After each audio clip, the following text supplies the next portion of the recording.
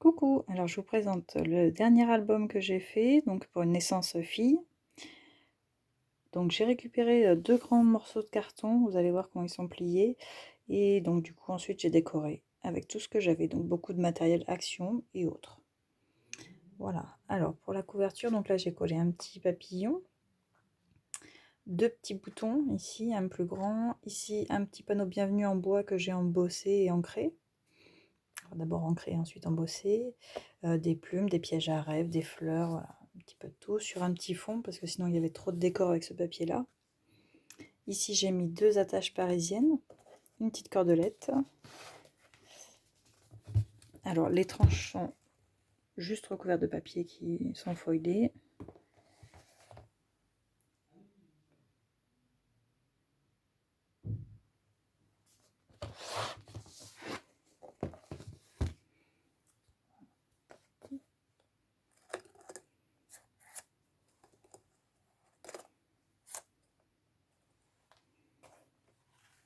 Alors, il s'ouvre comme ceci.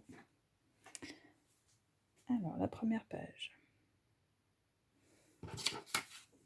Donc ici, avec date, poids et taille, on pourra remplir. Ici, voilà. Alors, quasiment tous mes stickers, enfin mes die cuts sont à moitié collés de manière à pouvoir glisser une photo derrière.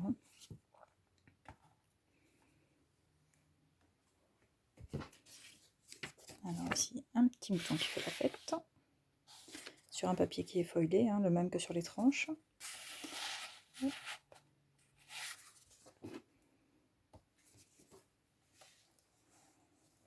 Ici, on l'ouvre comme ça, donc cette partie-là qui vient là, et la partie centrale qui est ici avec des pages que je vais vous montrer après.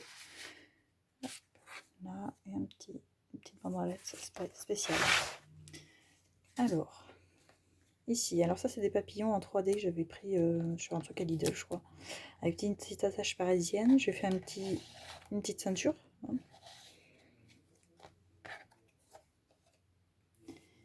Ici, ça s'ouvre sur 3 volets. Donc le premier, hop, on pourra glisser une photo. Ici, elle pourra mettre une grande photo, ou plusieurs, au choix.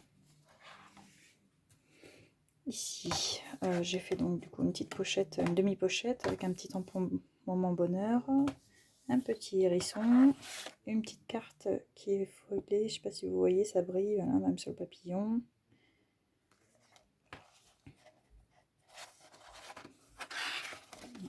Double carte, on pourra mettre deux photos ici. Et ici, la licorne. Voilà, on peut passer même sous les fleurs, ça passe pas là. Mais... Et ici, un petit masking tape.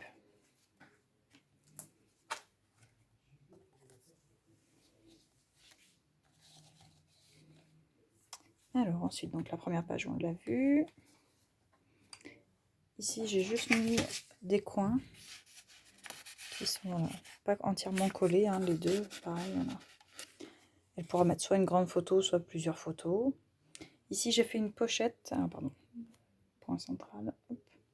Une pochette, donc où j'ai mis un tampon papillon, une petite bande, un petit bordereau, là, une petite bandelette avec des fleurs. Une petite carte avec un tampon séquence émotion. Elle pourra mettre une photo à l'arrière. Une autre carte comme celle de tout à l'heure, mais celle-ci est plutôt dans les tons beige. Toujours foilée, ça brille. Petite fille, normale. Là, le papier est aussi foilé. Je sais pas si... Ben voilà, quand on appuie, on le voit un peu.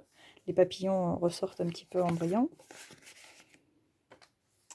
Dans cette page-là, on a une carte où elle pourra mettre une grande photo.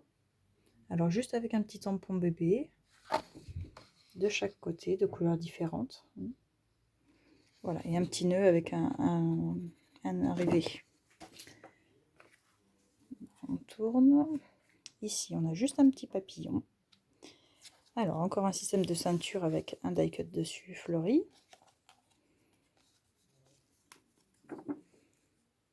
Donc là, un papier avec des petits points et un papier violet. Ensuite, un papier de toutes les couleurs et un papier fleuri. Ça va pouvoir mettre plein de photos. Pardon. Ici, Hop, un die cut avec des papillons et un petit tampon bébé encore. Et un petit peu de masking tape, petite bande.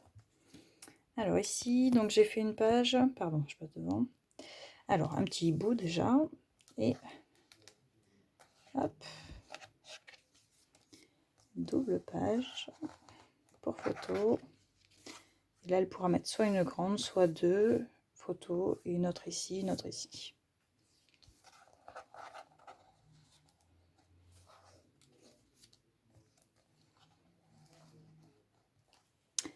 Ensuite, sur cette page-là, donc j'ai fait deux petits triangles avec une carte, avec des bandes qui ne sont pas du masking tape, hein, c'est des petites bandes qui doivent servir au curling normalement. Des petits stickers. J'ai mis un autre papier derrière. Voilà, comme ça, elle pourra mettre deux photos.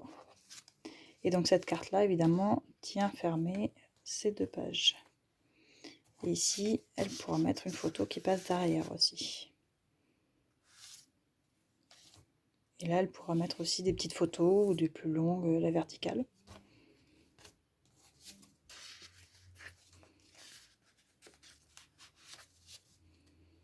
Voilà. Ici, une plus simple avec un papillon, pareil en 3D avec une attache parisienne. Hein, donc il peut tourner le papillon si on veut s'amuser. Hein. On n'est pas obligé de le mettre droit. Ici, alors j'avais un die cut là, mais qui était plutôt sur le thème un peu plus romantique qu'enfant. Donc du coup, j'ai mis un masking tape dessus qui est transparent finalement. Mais j'aime bien finalement ce que ça a donné, parce que du coup, on voit les petits papillons à travers. Ici, une attache parisienne rose. Hop, donc on le tourne. Ici, on a un die cut. Et j'ai fait deux petits volets où elle pourra mettre des photos. Et un grand troisième qui se tourne, lui, dans ce sens. Et là, du coup, elle pourra mettre soit plusieurs photos, soit une plus grande ou une seule. Voilà. Hop. Voilà. Et ça, celui-là qui tient tout, du coup. Hein. Ici, j'ai fait une pochette avec un die cut. J'ai fait, du coup, j'avais une petite étiquette dans ce lot de papier. Du coup, je l'ai mis sur un fond coloré, plus sur un fond blanc. Donc, elle pourra mettre une photo derrière. Et ici, pareil, une étiquette. Et là, par contre, j'ai fait sous forme de petit livret. Une carte à double battant. Donc un petit rabat, donc les cartes tiennent le rabat. Hein. Un petit rabat qui est tout simple du coup, puisque les cartes viennent dessus, donc je trouve que c'est pas nécessaire de mettre autre chose. Et elle peut le soulever pour mettre soit une photo ici, et ou une autre photo ici. Et un papier foilé, bien sûr, parce que ça brille, c'est beau. Très girly. Et la page centrale. Donc la page centrale, j'ai fait une petite pochette où j'ai collé des die cuts. J'avais des petites cartes aussi dans ces papiers-là, donc j'ai mis sur un fond coloré et sur un fond blanc. Voilà, elle pourra mettre des petites photos derrière ou des petits mots, faire un petit journaling comme elle le souhaite. Voilà. J'ai mis ici un petit rivet avec un petit nœud. Et donc c'est un grand volet qui se lève avec une bande centrale de manière à séparer pour mettre deux photos. Ici, hop, un petit die cut qui est toujours collé que à moitié pour glisser une photo. Et on soulève. Pareil, hein, une double bande pour pouvoir coller deux photos. Ici, j'ai fait un petit rabat. Hop, on pourra coller des photos.